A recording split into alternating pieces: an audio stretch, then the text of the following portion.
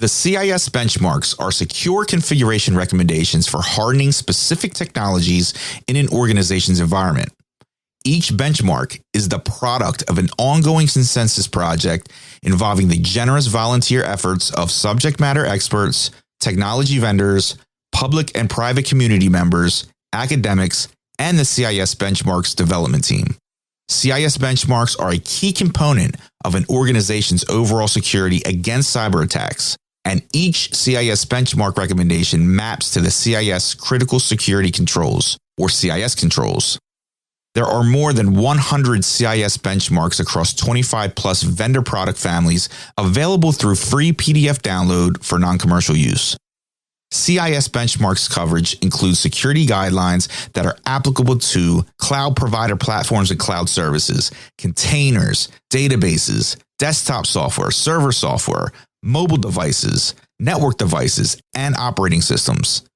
Learn more about CIS benchmarks by visiting CISECURITY.org/benchmarks.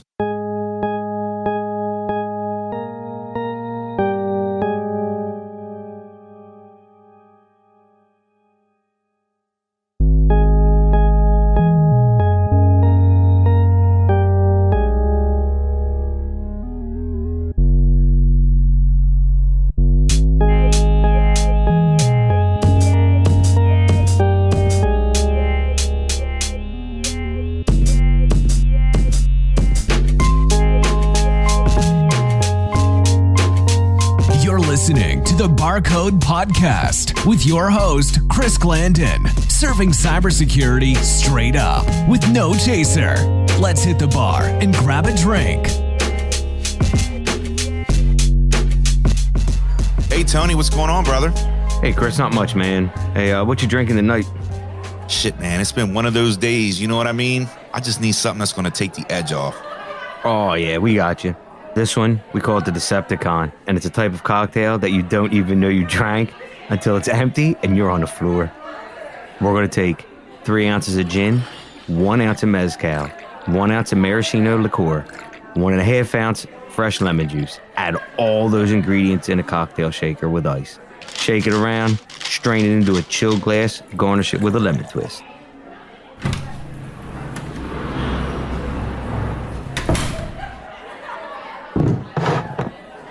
This looks like a busy bar. Hey, buddy. I don't know if I should serve you. Something not quite right about you. You can trust me. Bro, you're dressed in all black. You have a ski mask on your head, a crowbar in your hand. You look like you're gonna rob somebody. You can trust me. I'll just sit here quietly. You won't even know I'm here. Yeah. I've heard that one before, and it never ends well. Being a bartender, you know, I gotta go with my gut instincts. And no one wants a bad dose of cyber indigestion. It's not a crime to sit here. How about I buy everyone a drink? Is that okay? Why would you do that? What, do you have some kind of ulterior motive? Hey everyone! Who wants a free cocktail? The Decepticons are on me! Yeah, I've heard that one before. When it comes to cyber bars, there ain't nothing for free.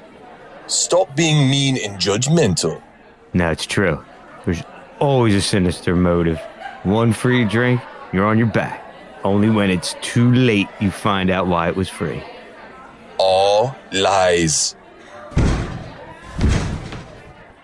Yeah, then why is my whole bar unconscious? Why are you shuffling through their pockets? It's not true. I'm just trying to wake them up. Yeah, you're trying to rob them. I am not. I'm a nice guy. I know you're not. You know what? This looks like a job for Cybercop. Please, not Cybercop.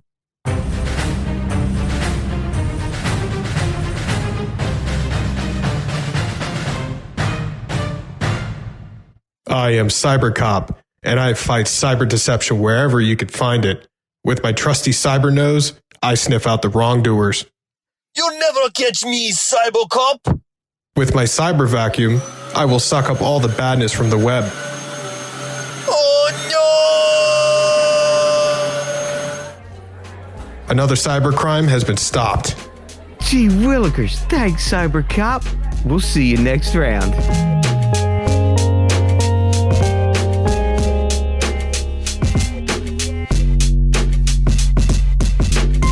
Brett Johnson, aka the original Internet Godfather, is a reformed cybercriminal. He built and led ShadowCrew, the precursor to today's darknet markets. After being placed on the United States Most Wanted list, he was captured and convicted of 39 felonies, although promptly escaped prison. Once captured again, Brett served his time, accepted responsibility, and found redemption through his loved ones and the help of the FBI. Today, he's considered a leading authority on internet crime, identity theft, and cybersecurity. He speaks and consults across the planet to help protect people and organizations from the type of person he used to be. I also got my man Matt Canham riding shotgun with me on this one. So Brett, thanks for joining us at Barcode, man. Hey, no, thank you for bringing me on. And might I say, you used the word captured more than once. Yes, I did. Yeah, it was this horrible cycle of me being captured, then releasing myself, and captured again and releasing myself. So I was trapped in that cycle, that institutionalized cycle.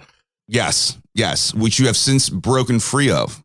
I have. I was very fortunate. I was given the opportunity through, my turnaround. And I talk about that on my show as well. But my turnaround, you can choose to change your life, but unless you have that support group and people that are willing to help you, probably not going to happen. You're not going to be very successful with that. I was very fortunate with my wife, my sister, and then finally the FBI. They gave me that initial opportunity to change things. I took it, and I lead a blessed life that I really don't deserve, but I'm damn grateful to have. Well, that's good to hear. And I think for us to fully understand that story and your perspective on cybercrime today, it's important that we understand that origin of your story. Sure. Would it be possible to describe to us your personal path and evolution initially into cybercrime? Sure. My path to crime, my criminal life did not begin with those 39 felonies that you mentioned. I started crime when I was 10 years old. I'm from Eastern Kentucky, and I think it's important to mention Eastern Kentucky because there's a mindset in that area. We are a people that, I think that's the first time I've used we as referring to Eastern Kentucky, but we are a people that we find that we have to help ourselves a lot. And that you mix that in with the type of life that I had as a child, and it becomes Brett Johnson. I began my life of crime when I was 10 years old. I'm from Hazard, Kentucky. So if you've seen those floods on CNN and things like that, that epicenter is my hometown.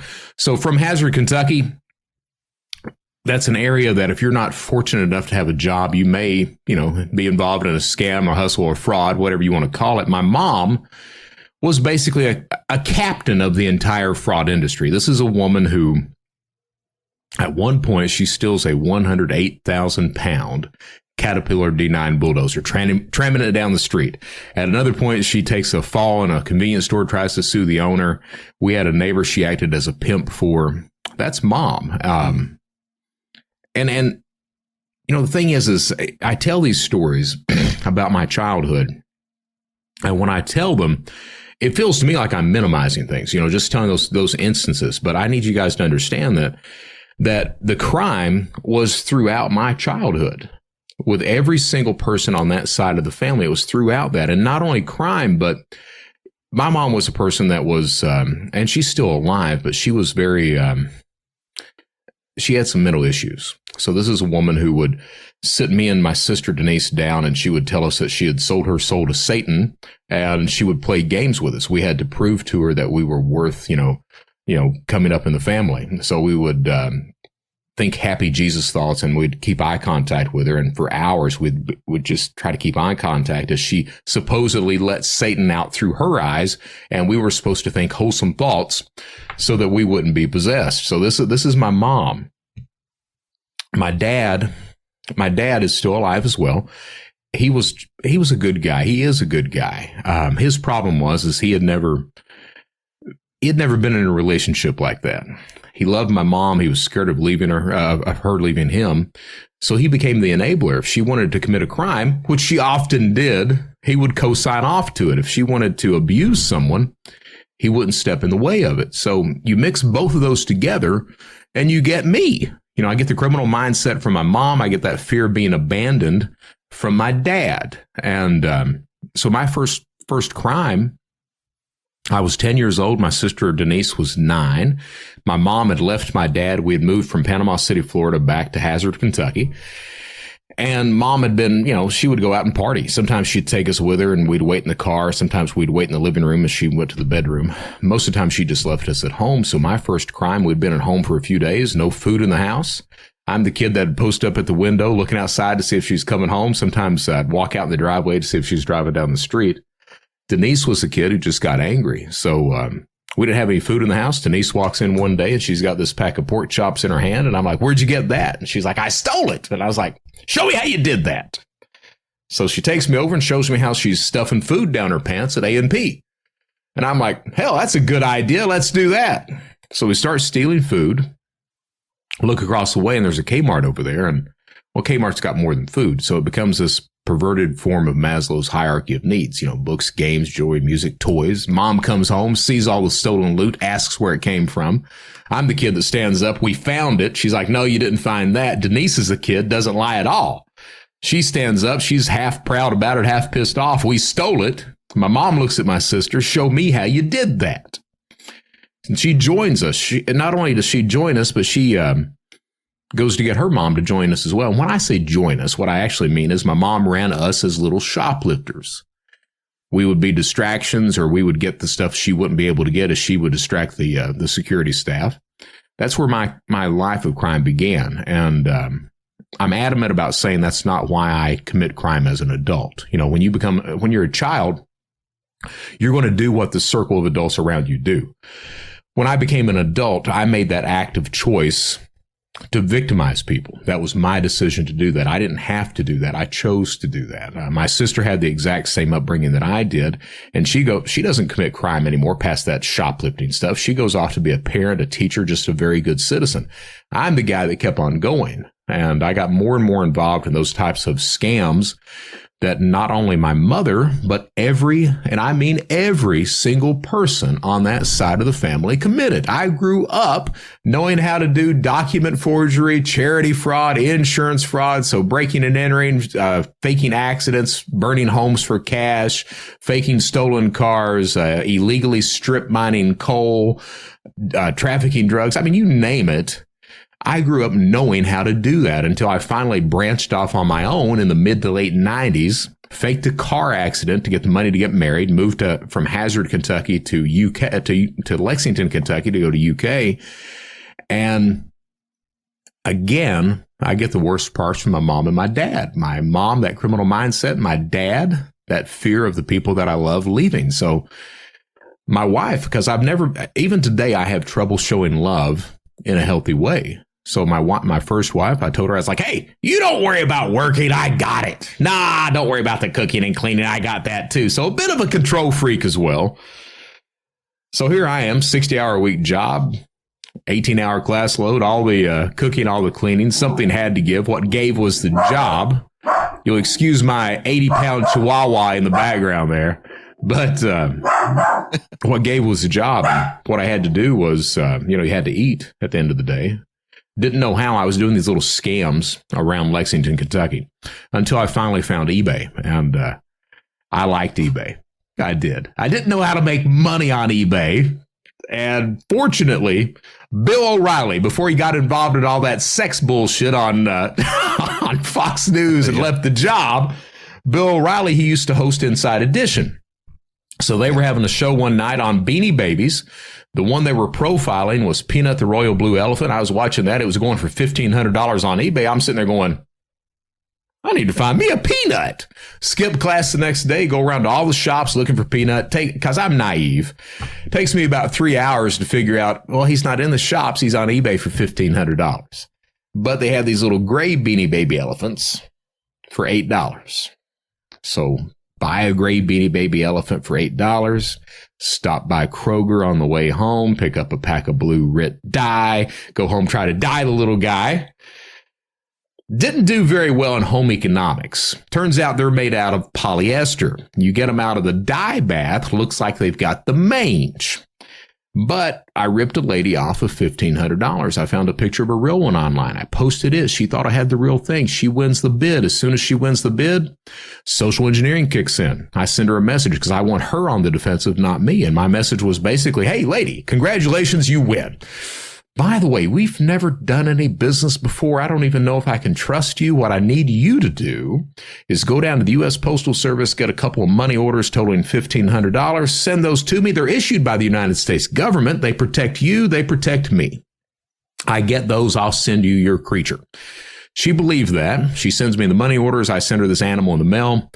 Immediately got a phone call. This is not what I ordered. My response, lady, you ordered a blue elephant. I sent you a blue-ish elephant. And that, believe it or not, that story right there is kind of a microcosm of most scams online. It absolutely teaches the first lesson of cybercrime. And that lesson is if you delay a victim long enough, you just keep putting them off. A lot of them get so exasperated, they throw their hands in the air, they walk away, and you don't hear from them again. And none of them complain to law enforcement. That's the first lesson that most criminals learn online. The way it's a microcosm, if you think about the way scams work, is you've got a potential victim there that wants something. Me as a scammer, I want them to not act rationally or logically. I want them to react emotionally. They have a need, a want, a desire. I'm playing into that. So I manipulate that to get them to give me, usually it's cash, but it can also be information, access, or data. So that's typically the way scams work. Is like that. It's important for me to establish trust with that victim. I establish trust with the picture, with the format of eBay itself, because people were trustful of the website. So the trust was established, and then social engineering kicks in that I manipulate the victim into doing that. That's the first online crime that I committed. And I didn't understand that microcosm bit back then, but I got away with that crime. I did it under my own name, very unsophisticated, kept going, got to where I was selling pirated software. Pirated software led into mod chips, into gaming systems, then cable systems so you could turn on all the pay-per-view, then finally programming satellite DSS cards, those 18-inch RCA satellite systems. You can take the card out of it, program it, turn on all the channels.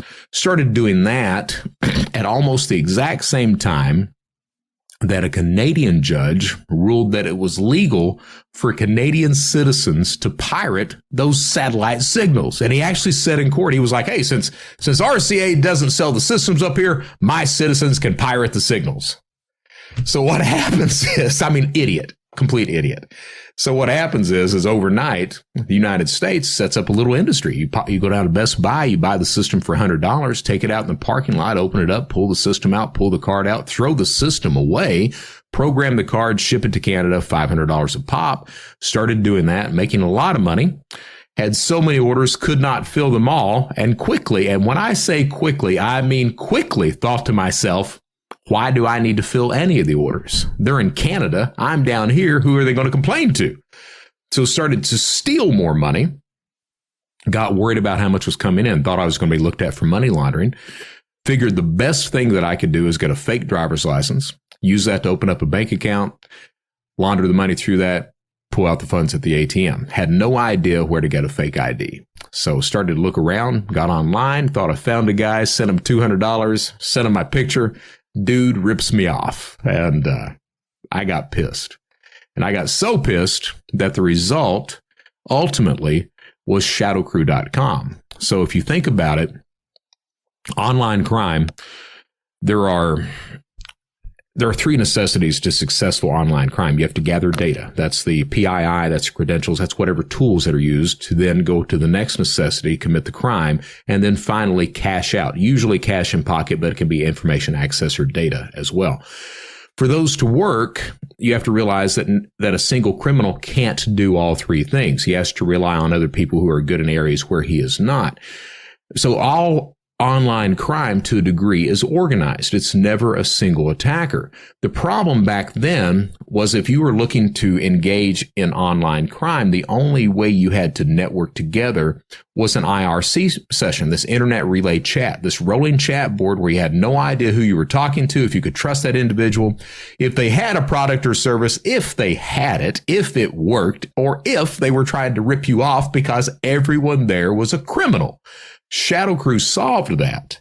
ShadowCrew gave a trust mechanism that a criminal could use. Now you had that large communication channel, that forum type structure, where individuals from different time zones could reference conversations days, weeks, months old, take part in those conversations, learn from those conversations. You knew by looking at someone's screen name what the skill level of that person was, if you could network or learn with that person.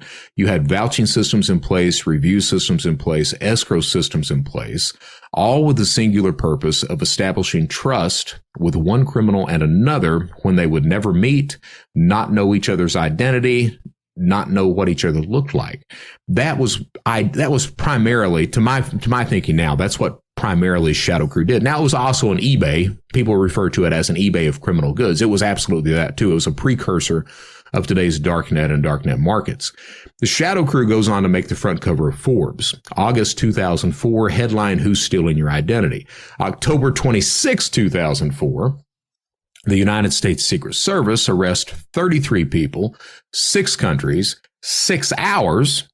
I'm the only guy publicly mentioned as getting away. They pick me up 4 months later, and they give me a job. And I'm the idiot that continues to break the law from inside Secret Service offices for the next 10 months until they find out about it, at which point I take off on a cross-country crime spree, steal $600,000 in the space of 4 months, wind up on the United States Most Wanted list, go to Disney World, get arrested, sent to prison, escape from prison, get arrested again, and finally serve out my time. So that's Brett Johnson's short version of the bio.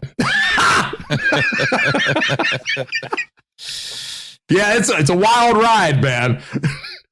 Wow. Yeah, man, I've heard that story, and yeah, I know that what you just explained to us, and thank you, by the way, is definitely a condensed version. It is. I think people don't, if no one's ever heard that before, it is a very condensed version. It gets a lot more detailed than that. For example, the cybercrime stories that are still coming out today, a lot of them involve the associates that I had on ShadowCrew. I mean, that's where most of these upper tier cyber criminals that you hear about today, from it being Omar Denani, the Eugene Lichtenstein story, the Betfinex hack from 2016, that involves part of ShadowCrew as well. And so you get all these stories that are still coming out today that relate back to ShadowCrew. ShadowCrew was the genesis of modern cybercrime as we know it. I want to ask you about that, Brett. Are you in some way, shape, or form sort of keeping a finger on the pulse of where the dark web is now? I am. I'm chief criminal officer with Arkose Labs. I also work with law enforcement agencies, do threat data analysis with other companies as well. One of the things that's really interesting is that definition of the dark web has evolved over the years. Certainly ShadowCrew, the 3 main sites that are the genesis of modern cybercrime are Counterfeit Library, ShadowCrew, and then Carter Planet. That laid the basis for what later became the dark web, that Tor browser area where you had to have the Tor browser in order to access it. What you see over the years, though, is that definition of the dark web has evolved. The problem is this thing called friction. The good guys know what friction is. It's that customer experience. The rougher you make it on a customer, that's called friction. Well, friction also exists on the criminal side of things. The Tor browser is somewhat difficult to use. If you don't know how to use it, it's problematic. You can get caught pretty easily. You have to know exactly where you're going to, things like that. Because of that, we see other channels that have popped up, and law enforcement's got pretty good about shutting down dark web marketplaces and sites. So over the years, we've seen, these smaller and smaller encrypted channels pop up: Discord, Wicker, Telegram, things like that. Telegram is really the Wild West right now of criminal activity. And Telegram's very, very good. It's got a very low degree of friction. It's an app you can download on your phone. It's all encrypted. The person who owns it's a Russian who does not answer to United States court systems at all.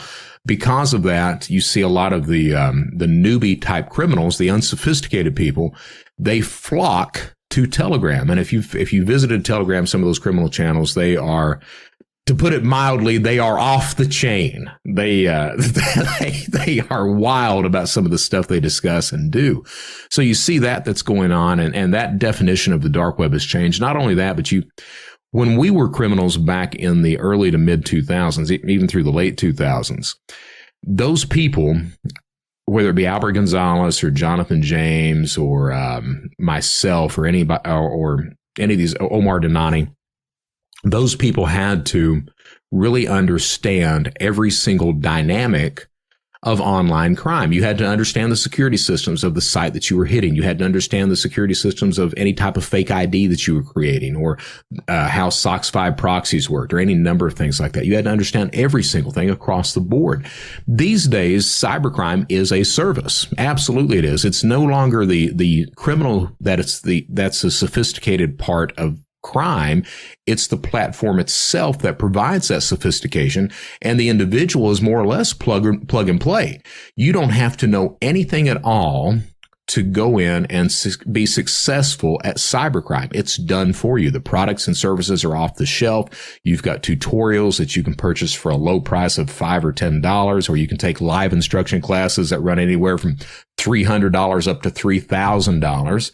You've got those types of things, and you don't even have to take the class. You can just go into the channel and start asking questions, and typically someone will help you out and guide you through how to commit some sort of crime. If you take refunding fraud, for example, if you want to be successful with that, you just pay someone 10% of whatever the order total is, and the crime is done for you. So that's the way that things have evolved over the years, and that's one of the reasons that you see that these numbers have exploded with cyber criminals. You think about it. ShadowCrew in 2004. ShadowCrew gets shut down in 2004. We ended with 4,000 members.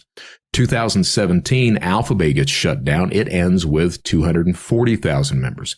2019, just a dark web marketplace, blackmarket.onion gets shut down, 1.15 million members. And all that's pre-pandemic. Now you've got single channels that are millions of members large. And it's going to continue to explode because that platform of cybercrime continues to refine itself and become more user-friendly for those unsophisticated criminals that are out there. And that's the 98, 99 percentile. You also had like Silk Road in there too, right? Silk Road 2. So Silk Road, and I actually know the guy who ran Silk Road 2. But Silk Road 1, Ross Ulbricht, that's the first successful dark web marketplace. And that's also why Bitcoin became popular. That was the only form of payment Ross Ulbricht accepted was Bitcoin. And that forced a use case for cryptocurrency. And it's still a valid use case. You go to any dark web marketplace and it's typically not Bitcoin anymore. It's Monero. But what happens is the user criminal, they exchange goods and services using Monero, and then they convert it to what? To Bitcoin, because that is the granddaddy of all cryptocurrencies. I'm curious what you think, or how you might think blockchain and smart contracts may change all of this. I have this joke where I say, blockchain is outstanding technology if they can figure out something to do with it other than laundering money. And that's a joke because we've already seen that there are other use cases for blockchain. Microsoft uses it to make sure that pharmaceutical drugs aren't intercepted and replaced with counterfeit drugs. There are several different use cases for blockchain. I like the idea of that. For example, with NFTs. I hate the NFT markets that are out there right now. This idea of selling JPEGs for tens of thousands of dollars. That's just stupid. I mean, let's put it this way. It's not stupid if you're laundering money, which I'm sure there's a whole lot of that's going on. All right. But if you're a legitimate user thinking that little JPEG is actually worth a few $1,000s, you're an idiot. Okay. You don't even have to dye them like you did the Beanie Baby. I know, right? I'm sitting there, I'm sitting there watching this stuff, and I'm like, man, if I were still a criminal, I would be all right, because there's no regulation. It's like, okay, it's a field day out there. But the technology that's behind that is really good.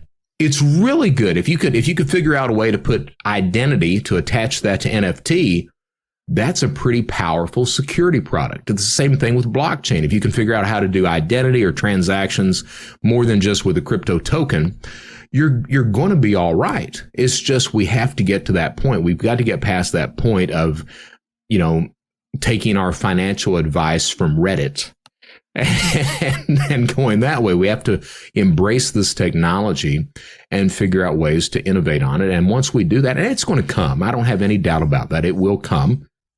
But once we get there, I think things will be much better for us overall. I am very hopeful for this Web 3.0. It may be, too much optimism, but I'm still very hopeful at the end of the day.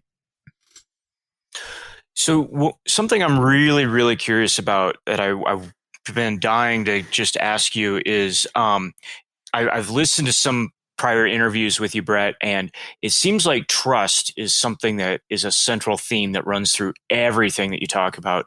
And I'm really curious what your perspectives are on trust between criminals.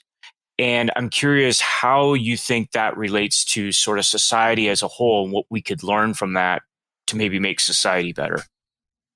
Sure. So I'm a game theory guy too. This idea of strategic decision making. All right. But if you think about it, and I used to say this back when I was on ShadowCrew as the admin and the person who ran ShadowCrew, I said that a vendor will continue to provide a product or service as long as it is in his best interest to do so. Now, what does that mean? That means as long as he's got it and he's making money, he's going to continue to sell that product or service unless law enforcement arrests him, unless he feels paranoid, or unless the products go belly up, he can no longer get a steady stream of good products. And at that point, he's just looking to cash out. He's looking to do the best he possibly can. So you need to build an environment where that remains possible for that vendor. And we have that in cyber these days. You have a threat landscape that is, 90% of every attack uses known exploits. 41% of all routers have the default password. 92% of every single breach involves a phishing attack. We have that threat landscape that provides that type of environment for vendors. Trust is really what that boils down to. So criminals have to be able to trust each other. You don't want to be involved or doing your business with a law enforcement official because you won't be a free man for long. You want to be able to trust the person that you're having cash out for you. And that becomes a huge issue because you're dealing with someone that typically you can't trace them.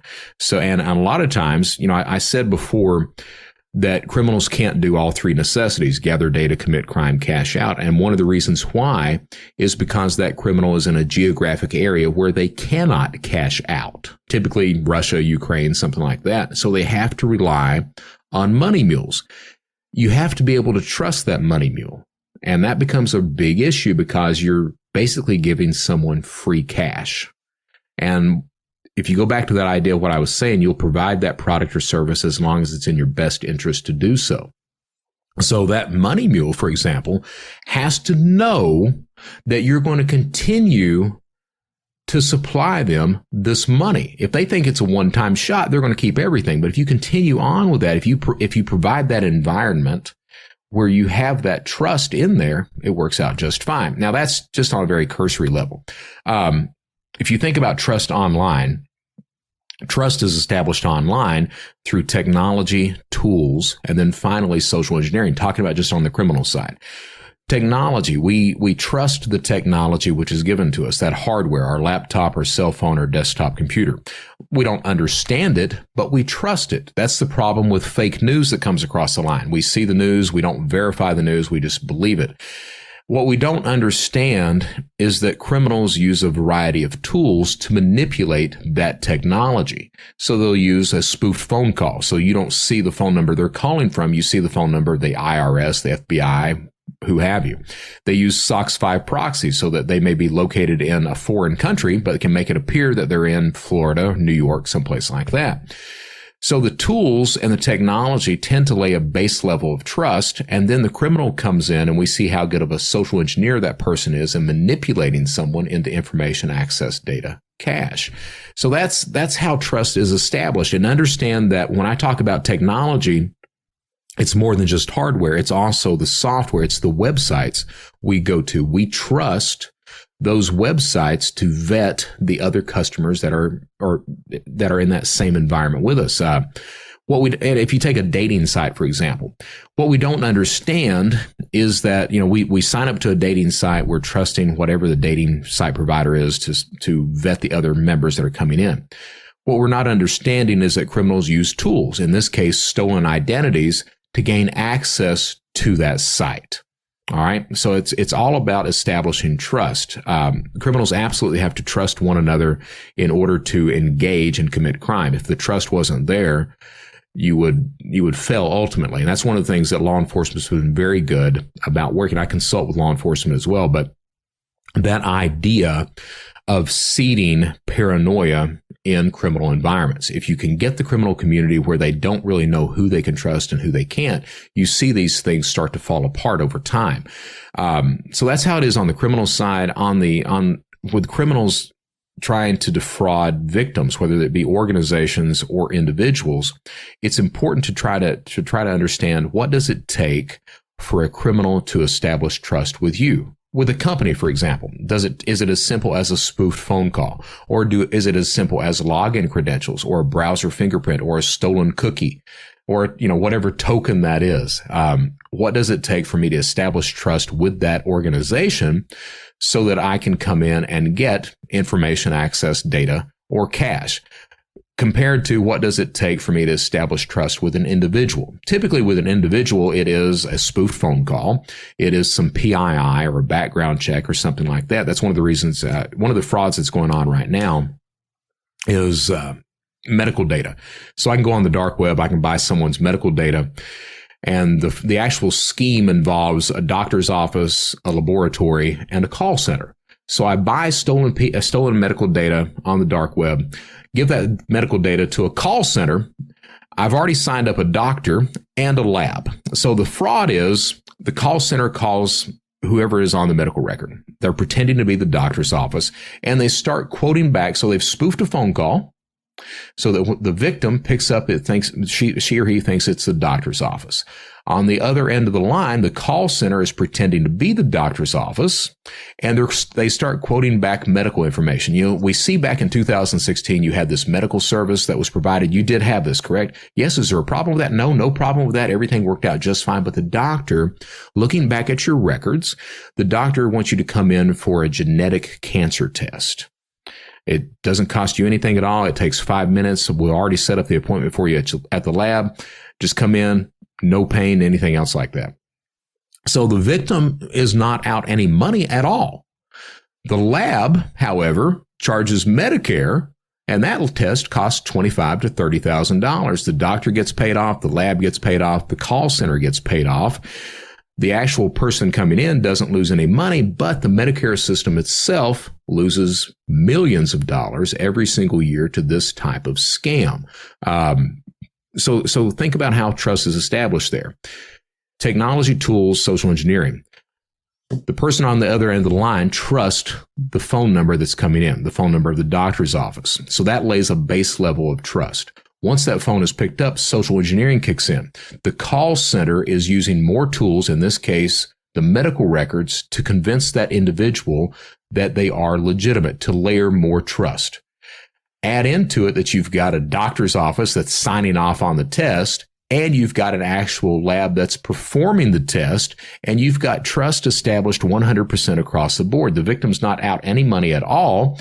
They go in for a test. They don't see any scam at all either, but you see people profiting on that. So that's one of the ways that trust operates in those types of environment. What I say in my speeches, and you're right, trust plays a large part in most everything that I talk about. What does it take for me to gain trust in your specific environment. Understand that, and you'll understand the problems of your environment, what you need to defend and protect against. Typically, a criminal will, depending on the target, if I'm really interested in the target, I will anticipate you trying to verify so many layers deep as far as trust goes. So, am I going to go out and am I going to buy an aged domain? Or am I going to buy a brand new domain? Am I trying to anticipate that you'll try to see when the domain was registered? I do that all the time, but most people don't do that. So I'll try to anticipate what the victim's going to look at and go that many layers deep as well. All right. That's wow. That is mind blowing what you just said there. And I didn't really go into a lot of my background, but I study social engineering. I try to find, so I try to understand why people are susceptible to social engineering. And on a previous episode, we interviewed Arun Vishwanath, who also studies phishing victimization, if you're familiar with him. And sure. Something that is central to his perspective is suspicion. And something that he's found is that when a victim is suspicious that something might be a scam, then they will try to, validate their suspicions. And what you just said is that as a criminal, you're anticipating what that victim may become suspicious of, and to alleviate those suspicions ahead of time. And so you talked about the medical history, and also the woman that you sold the Beanie Baby to. You put the onus of trust on her from the get-go. Yeah, I want the victim on the defensive. Right. But understand. And you're right. That paranoia. So a criminal, unless it's your first day on the job, all right, and you have people where it's their first day on the job. But if it's not your first day on the job, you've already dealt with this problem before many times, and over that length of time, you've learned to anticipate that problem coming up. So you're going to prepare for that right out of the gate. All right. If you think about romance scams, and I've talked to a lot of victims of romance fraud, those victims, typically, they think it's a scam out of the gate. This person, they're only talking to me because they want money. They're already thinking that. Now, as a criminal, I know they're thinking that, but we're going to play this game anyway. So what happens is, how do I, as a criminal, get rid of that problem of the victim thinking that it's potentially a scam? So I know that most people, we're very good people. We want to trust to begin with. I know that even though you're thinking that it's a scam, I'm going to continue to build this rapport with you over time, because this is a long-term type of fraud. So over the next few weeks or a couple of months, I'm going to continue to just talk with you, chit chat, until it gets to the point of, hey, I feel like we're really connected. I never thought I'd meet someone online, blah, blah, blah, whatever that is, until I get that victim who's wanting to meet. When that victim wants to meet, that's when the excuse comes up, because I don't look anything like that profile picture. So I'm going to say, well, I'd love to meet. I can't, I'm saving up all my money right now because my son needs this medical procedure. So I've created the problem. Now, even though that victim is thinking that it's an issue, that I'm trying to get money out of that victim, because this is the way we're built, that victim is going to say something along the lines of, well, is there anything that I can do to help? So that opens the door. Now, a newbie criminal, one guy, the first day on the job, they're going to say, well, yeah, I could use some money. That's the wrong damn thing to do. What you do as an experienced criminal is, when that first offer comes up, we don't even know each other. We've not met. I would never even ask you to do that. I appreciate the offer, but I can do this myself. So I've denied that offer of assistance, which means to the victim who's been thinking it's all about money, well, I've denied the money. So it can't be about money, can it? So all of a sudden, I've given that opportunity for the victim to latch on to the idea that, no, this is about companionship, friendship, romance. This is real. And I'm going to continue to feed into that, because I know as a criminal that you're going to offer that assistance again. I'm going to keep talking about my son and the problem I have of paying that. I know you're going to offer that again. So that next offer, that's when I come up and say, well, I don't know what else to do. I really appreciate it. I'll get you paid back. I promise I will. So you take the money, you disappear for a couple of days, come back and say the procedure was great. Son's going to be fine. Doctor says he only needs 10 more of these things. So once the victim starts to pay, you know the victim will continue to pay. And the interesting thing about that is if you think about the way a scam works, you've got the scammer on one side, you've got the victim on the other. And the idea for the scammer is to get that victim over to your side of the fence. And fortunately, it's not for the scammer, it's not difficult to do that. As a society, and especially in cyber, we tend to blame the victim for the crimes that are perpetrated upon them. What we say is why would you click on that link? Why would you send money to someone you don't even know? Who would believe a government institution would take gift cards? So we blame the victim, which means, and this goes back into that Beanie Baby thing, which means that victim is far less able or willing to reach out to law enforcement, to talk to friends, family members, and associates, that historic support group that they've had. They shut all of that down, which means the only person they end up talking to is that scammer. So they kind of enter into this echo chamber all of a sudden. And what I've seen over and over is that victims, they keep giving that money. And finally, they almost adopt this philosophy of fatalism. Just a little bit more. I know it's going to work out. It's got to work out. They can't, I'm in for this much. A little bit more is not going to hurt.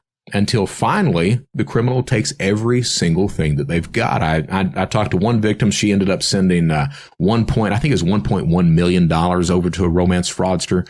She sends everything she's got and actually borrows $200,000 from her father to send over. And finally, the guy takes everything from her and he tells her, yes, I've scammed you, but I think we've really developed a relationship and I would like to see you. And finally, she finally gets it. No, he's a scammer. So that on one end of the spectrum, there's that. On another end of the spectrum, talk to the son of his mother just on Social Security. This scammer had she had lost her house because of it, everything else.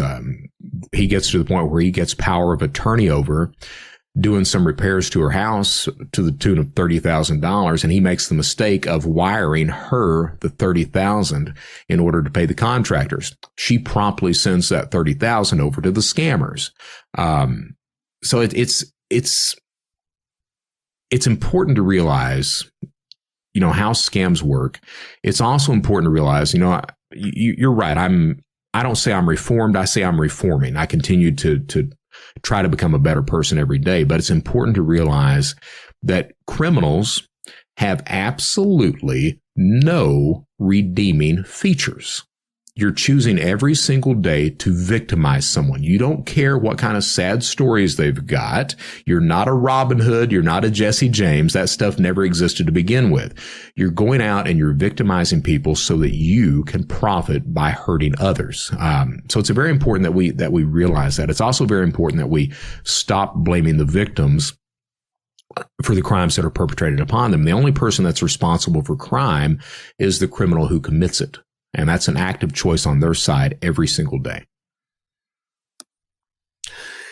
Wow. And, one of the things particularly about romance scams that astounds me to this day is how many of the victims are still sympathetic or in love with the criminals, even after they've found out that it's a criminal that they've been interacting with. I'm really curious. You touched on the difference between a criminal the first day on their job versus somebody who's experienced. How is learning facilitated within criminal networks? Is there knowledge sharing, and how does that work? So there's a lot. It's open source. It really is. And we understood that back when we put ShadowCrew into place, that by educating everyone across the board, everyone becomes more knowledgeable and everyone becomes more profitable at the end of the day. And we still see that type of environment today. The problem today for the good guys is you've got sometimes hundreds of thousands or maybe even millions of members that are sharing and exchanging information across the board. And that real-time human exchange of data and information almost always will beat the automated defenses on the other end of on the good guy side of things. On the good guy side, the problem with collaborating and sharing information, and that was one of the first questions that I asked when I became this legitimate person these days, is why aren't the good guys sharing information like the bad guys do? Well, I didn't understand things like privacy concerns, regulations, but I certainly understood this thing called competitive edges, where one company simply won't share information because they're practicing that good neighbor policy. We'll put security in place and hope they hit our competitors in the same vertical. When you're doing that, when you adopt that type of philosophy, what you're doing is you're making it easier for a criminal to come in and be successful. We have to get to the point somehow where we're open source and we share and exchange information. The criminals have done it, and they show every single day how successful that type of open source environment is. So certainly, for a new guys coming in, you've got that type of environment where you share and exchange information. Now, understand that a criminal that's coming into that environment, while he's getting this information daily, he can ask these questions and he can get this insight and everything else. Just because you're told something doesn't mean you know how to do it. So you're following step by step how to do this specific type of crime. And more than likely, you're going to be successful. But you don't really understand what you're doing. It's your first day on the job. All right.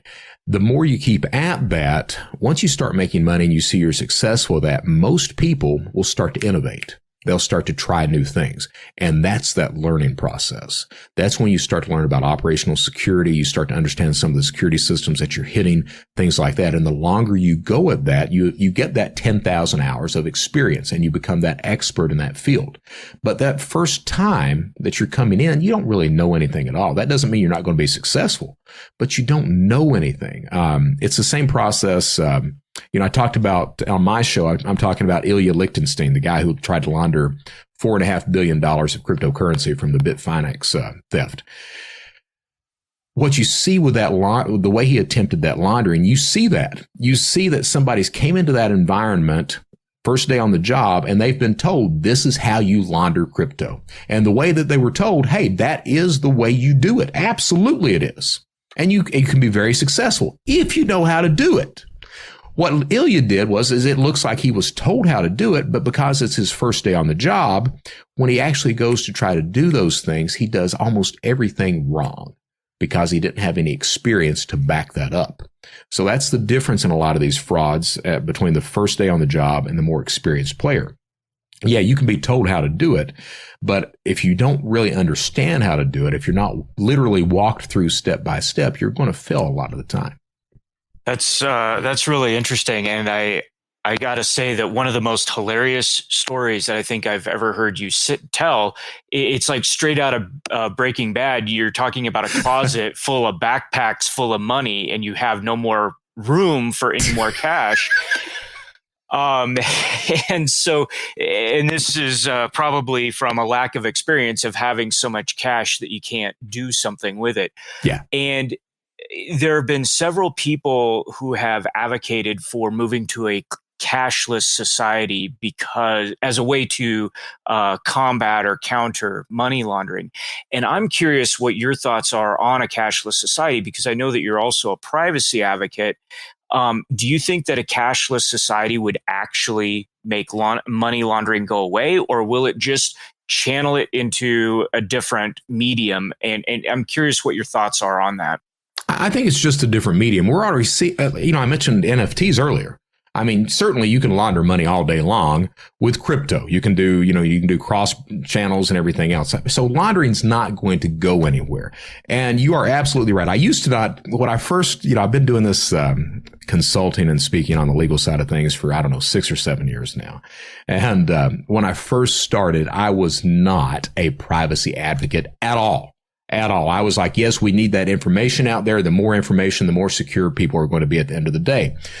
But recently, over the past couple of years, I've really come to the conclusion that our privacy, because especially the United States, people really don't give a damn about their privacy. They'll give up anything for a free app, a token, what have you.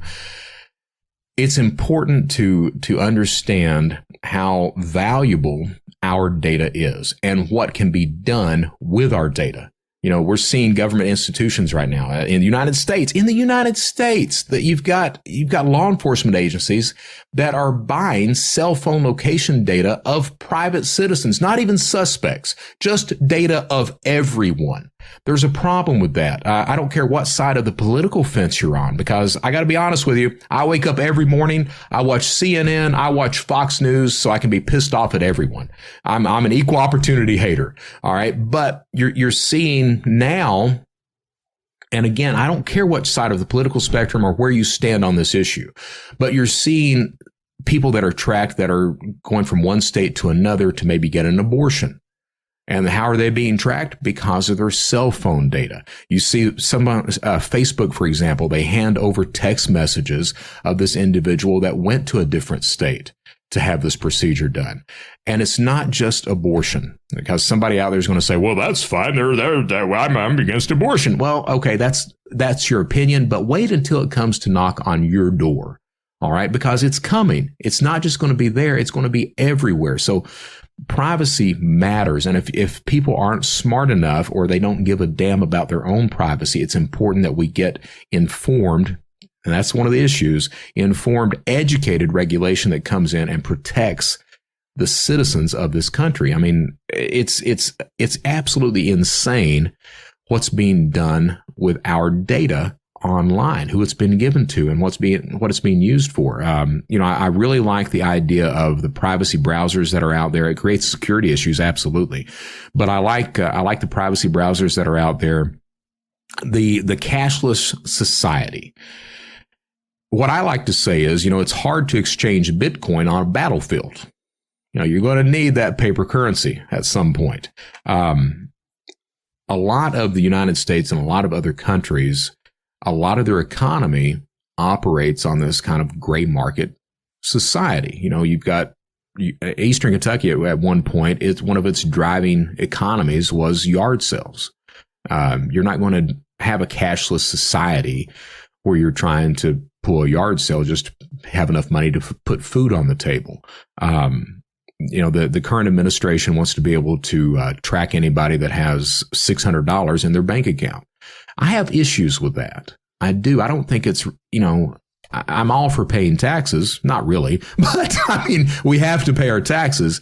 But I don't think that we need a government that is intrusive in those types of aspects of our lives. Most United States citizens, the vast 99%, are simply they want to obey the law. They want to do the right thing. I don't know why we need this type of oversight in our society. And certainly the movement toward that cashless society is geared toward that, in order to give that oversight to the powers that be.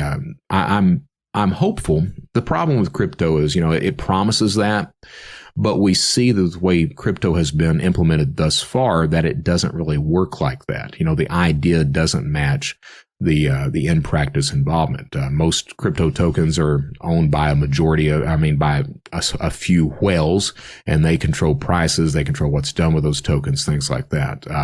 So it's not really worked out the way the promise or the idea initially came out, but I'm still hopeful that we can get to that point. And what are your thoughts, to follow up on that? What are your thoughts on using biometrics as authentication? Because if you steal my password, at least I can change that. I like the idea of biometrics, whether they be, the eye biometrics or the fingerprints or things like that, or whether they be behavioral biometrics or device biometrics. I like biometrics. The problem with that, what happens when those biometrics are stolen? And we've seen that happen a couple of times. So what happens when those are stolen? Because if you're using physical biometrics, your fingerprint, your whatever they call the vision thing, if you're using stuff like that, that's not going to change. So it becomes an issue at that point. The problem is that a lot of the times you've got a company that develops a security tool, in this case, biometrics. You've got a company that develops that, and then they never really consider the way that fraudsters can use that if they were to get access to that. We need to be thoughtful of the way criminals will approach that type of product or service and then try to defend against it or design with that in mind. But as far as a security tool, I like it. I do. I think that, you talk about these tools. I think it's important to understand that all of these things are tools, and each tool in and of itself can be bypassed. It's important to have that multi-layered approach to security. You use a variety of tools, one layered on top of another, and that variety, that layered approach provides the best possible security you can have. This idea of using, you see these, you got 7,500 security companies out there, and a vast majority of them will tell you that, hey, the only thing you need is our product or service. What I call that is cybersecurity pillow talk. That's the same thing of, I'll love you and still respect you in the morning. No. It's a romance scam. That's it. That's it. If you hear anything like that, it's best to run from that vendor. It's no one product or service is going to solve all of your problems. We talked about the tools, and we talked about the awareness and the psychological factor of being aware of being scammed. And we see security awareness programs within an organization. Can you put a percentage on the importance of like the tooling versus the mental education that users should be getting? Is it more important for that psychological awareness, or is it more important for the tool sets to help prevent that infiltration? Or do tools are they not even relevant when you're talking about scams? No, I think they are relevant. Now, honestly, I think that the awareness comes first and foremost. So you think about it, this idea of situational awareness. In the physical world, we're really good about knowing when we go into a neighborhood that we shouldn't be in. We take that wrong term and it's like, ooh, or we're in a store and someone's there, and we have that situational awareness. Online, we're not good about that. Online, we don't really have that same type of situational awareness, and we need to get that. So I think that education is first and foremost, but it has to be truthful education. We've got so many, the media, a lot of these security companies, they talk about hackers. Every online crime is a hack. Every attacker is this computer genius that no one can touch. That's simply not true. It's not. You have these computer guys that are out there that are able to get into systems, but the chances of you encountering one, probably not going to happen. Most attackers are just social engineers. They're using products and services that are off the shelf. And that's the attacker that's out there. Those are not specters. They're not ghosts in the system. So it's important to be truthful about what's going on. Same thing with privacy. It's important to be truthful about things. You don't have to, I don't believe in needlessly scaring someone in order to get them to do something or to buy a product or service. I think that if you're truthful about things and you explain it to someone rational, that if it's a good product or service, they'll do that. If it's a good thing to do for your security, that they'll do that. Now, that being said, one of the things I talk about from a personal side that people need to do is put a credit freeze in place.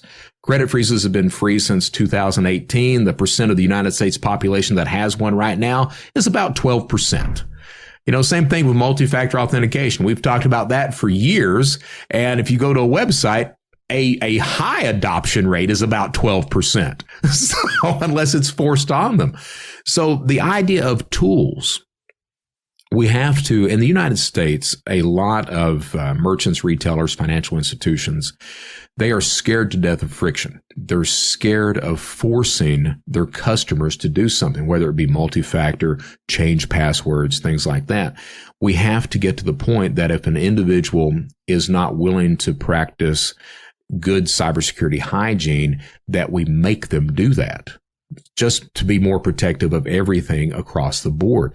So I think that awareness comes first. I think that tools absolutely play a part in that. hopefully the person, once their situational awareness gets high enough, they go in and they use that password manager. They put a credit freeze in place. They monitor accounts and place alerts. If you're on the business side, you've got an identity solution. You've got all these other tools that are layered in there as well. Hopefully you're doing that and you're changing passwords. You're not like Colonial Pipeline that has your password on paste bin somewhere and you've not changed it for 3 years. So right. You're doing the things you need to do. That's where I think that a lot of regulation needs to come in too. The problem with regulation is that typically, I don't know, you guys probably watch this stuff too, but the cryptocurrency hearings. Yeah. You saw the senators and the representatives there. They had these blank faces, and the aides were whispering in their ears and handing them papers, trying to explain, well, this is what they're actually talking about, and no one knew. That's a problem when those are the people who are coming up with the regulations. I talked to some financial institutions just a couple of weeks ago, because now you're seeing these hearings on Zelle and Zelle fraud, and the banks, they're having trouble figuring out how to protect users. And now you've got regulation that's going to come in and make the banks do that. But that regulation is not informed. It's certainly not educated. And it's probably going to be way too much and not even the right thing. So we need proper informed regulation. And that's a problem with privacy, with security, everything else. It's just, I would say that I'm hopeful that we'll get it ironed out, but we've not got it ironed out yet. And that creates these issues. It creates a landscape that's very beneficial for criminals. But to your question, awareness is first.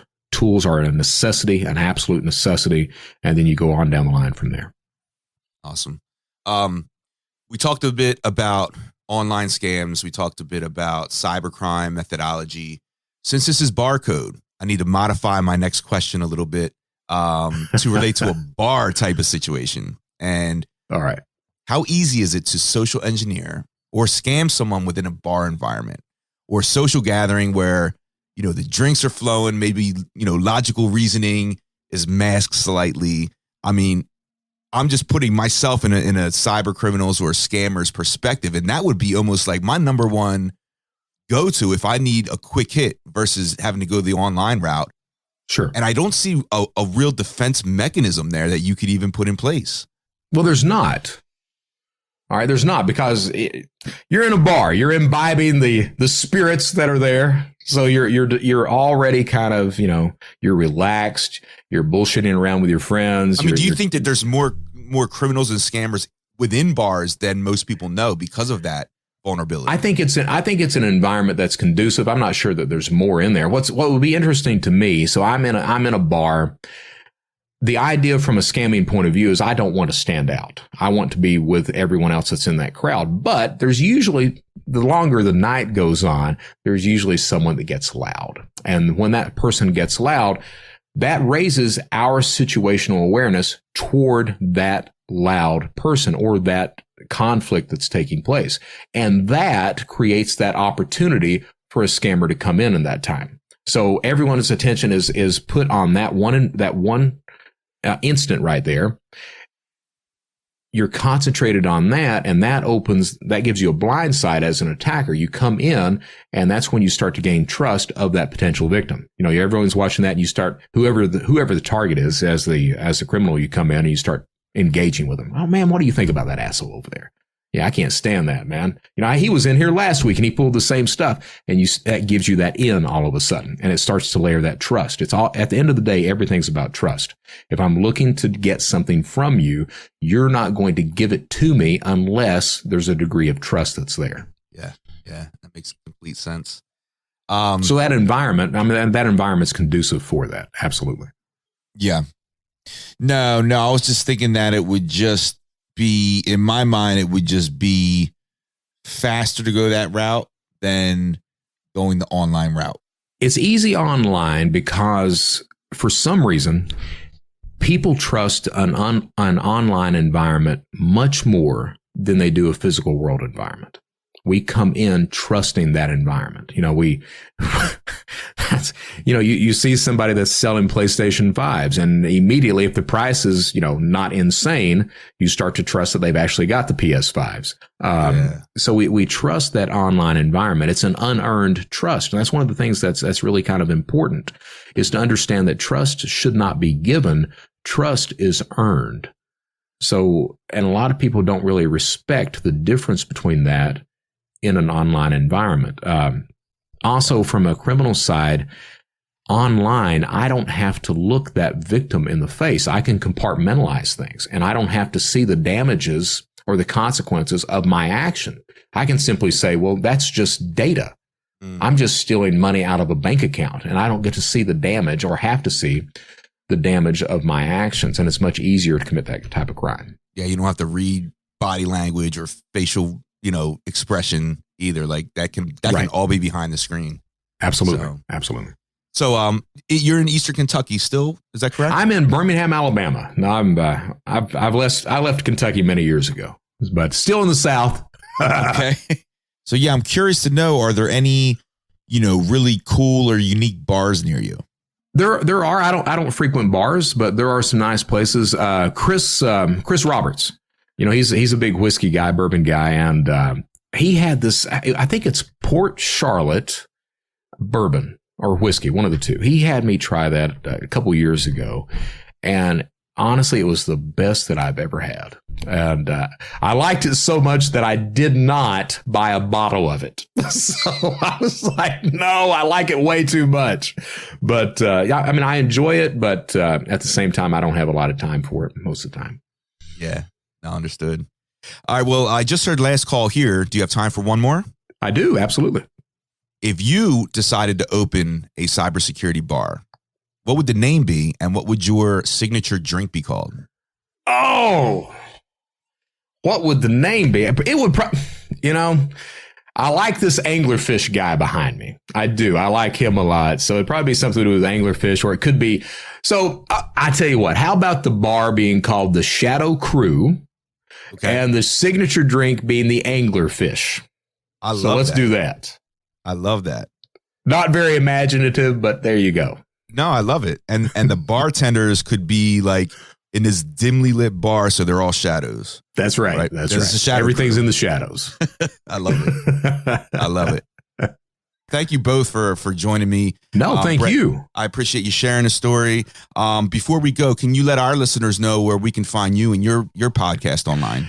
Absolutely. So, hey, you can find me on LinkedIn. You can go to my website, www.anglerfish.com. That's ANGLERP as in Paul, HISH.com. Or I've got my own YouTube channel these days, The Brett Johnson Show on YouTube. I talk about cybersecurity. I talk about anything I'm pissed off about at that point in time. And I talk about this journey I'm on of trying to become a better person than I used to be.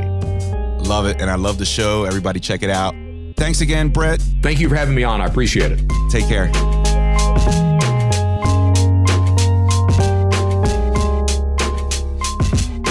As you know, Barcode is where security and IT professionals hang out after a long day.